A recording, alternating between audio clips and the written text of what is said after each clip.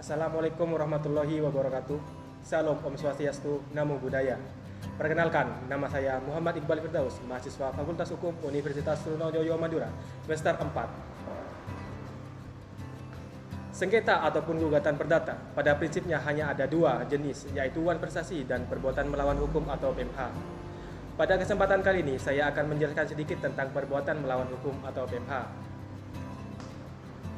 Perbuatan melawan hukum diatur dalam pasal 1365 Kitab Undang-Undang Hukum Perdata atau KUH Perdata atau BW yang berbunyi, tiap perbuatan yang melanggar hukum dan membawa kerugian kepada orang lain mewajibkan orang yang menimbulkan kerugian itu karena kesalahannya untuk menggantikan kerugian tersebut.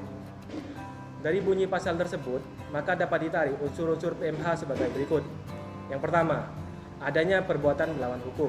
Yang kedua, adanya kesalahan. Yang ketiga, adanya hubungan sebab akibat antara kerugian dan perbuatan. Dan yang keempat, adanya kerugian. Yang pertama, unsur adanya perbuatan melawan hukum. Perbuatan melawan hukum berarti adanya perbuatan atau tindakan dari perilaku yang melanggar atau melawan hukum. Dulu, pengertian melanggar hukum ditafsirkan sempit, yakni hanya hukum tertulis saja, yaitu undang-undang.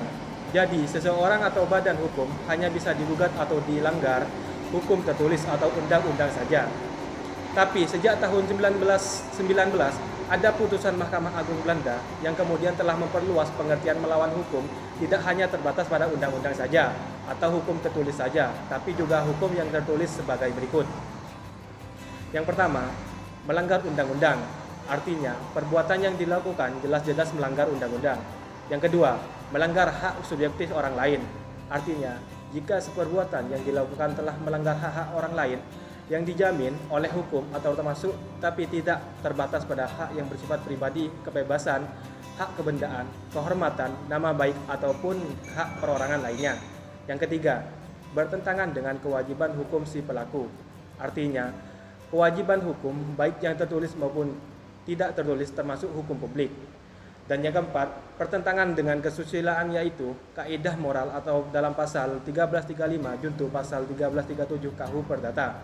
Dan yang kelima, bertentangan dengan sikap kehati-hatian yang sepatutnya dalam masyarakat. Kriteria ini bersumber pada hukum tak tertulis atau bersifat relatif, yaitu perbuatan yang dilakukan bertentangan dengan sikap yang baik atau kepatutan dalam masyarakat untuk memperhatikan kepentingan orang lain. Yang kedua, unsur adanya kesalahan. Kesalahan ini ada dua, bisa karena kesengajaan atau karena kealpaan. Kesengajaan maksudnya ada kesadaran yang oleh orang normal pasti tahu konsekuensi dari perbuatan itu akan merugikan orang lain. Sedangkan kealpaan berarti ada perbuatan mengabaikan sesuatu yang mestinya dilakukan atau tidak berhati-hati atau teliti sehingga menimbulkan kerugian bagi orang lain. Namun demikian ada kalanya suatu keadaan tertentu dapat meniadakan unsur kesalahan. Misalnya dalam hal keadaan memaksa atau overma atau si pelaku tidak sehat pemikirannya atau gila. Yang ketiga, unsur adanya hubungan sebab akibat antara kerugian dan perbuatan atau hubungan kausalitas. Maksudnya ada hubungan sebab akibat antara perbuatan yang dilakukan dengan akibat yang muncul. Misalnya, kerugian yang terjadi disebabkan perbuatan si pelaku atau dengan kata lain, kerugian tidak akan terjadi jika pelaku tidak melakukan perbuatan melawan hukum tersebut. Yang keempat, unsur adanya kerugian. Akibat perbuatan pelaku menimbulkan kerugian. Kerugian di sini dibagi jadi dua jenis, yaitu material dan imaterial. Material, misalnya kerugian karena tabrakan mobil, hilangnya keuntungan, ongkos barang, biaya-biaya, dan lain-lain. Sedangkan imaterial, misalnya ketakutan, kekecewaan, penyesalan, sakit, dan kehilangan semangat hidup yang pada prakteknya akan dinilai dalam bentuk uang. Adapun pemberian ganti kerugian menurut KUH Perdata sebagai berikut. Yang pertama, ganti rugi untuk semua perbuatan melawan hukum yang terdapat dalam pasal 1365 KUH Perdata. Yang kedua, ganti rugi untuk perbuatan yang dilakukan oleh orang lain yang terdapat dalam pasal 1367 KUH Perdata. Pasal 1367 ayat 1 KUH Perdata yang berbunyi, seseorang tidak hanya bertanggung jawab atas kerugian yang disebabkan perbuatannya sendiri, melainkan juga atas kerugian yang disebabkan perbuatan orang-orang yang menjadi tanggung jawabnya atau disebabkan barang-barang yang berada dalam pengawasannya atau vicarious liability. Yang ketiga, ganti rugi untuk pemilik binatang atau pasal 1368 KUH Perdata. Yang keempat, ganti rugi untuk pemilik gedung yang ambruk yang terdapat dalam pasal 1369 KUH Perdata. Yang kelima, ganti rugi untuk keluarga yang ditinggalkan oleh orang yang dibunuh yang terdapat dalam pasal 1370 KUH Perdata.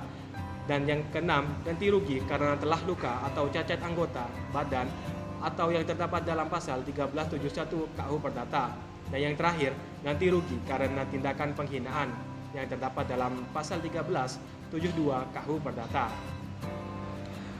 KUH Perdata tidak mengatur soal ganti kerugian yang harus dibayar karena perbuatan melawan hukum.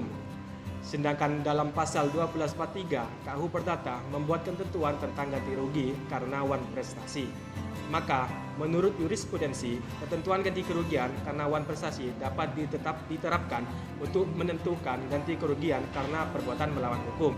Jadi, berdasarkan uraian di atas, dapat dipahami bahwa unsur-unsur perbuatan melawan hukum bisa dibagi menjadi 4 unsur. Yang pertama, unsur adanya perbuatan melawan hukum. Dan yang kedua, unsur adanya kesalahan. Dan yang ketiga, unsur adanya hubungan kausalitas. Dan yang terakhir atau keempat, unsur adanya kerugian. Sekian yang dapat saya sampaikan. Kurang lebihnya saya mohon maaf. Wassalamualaikum warahmatullahi wabarakatuh. Viva Justicia.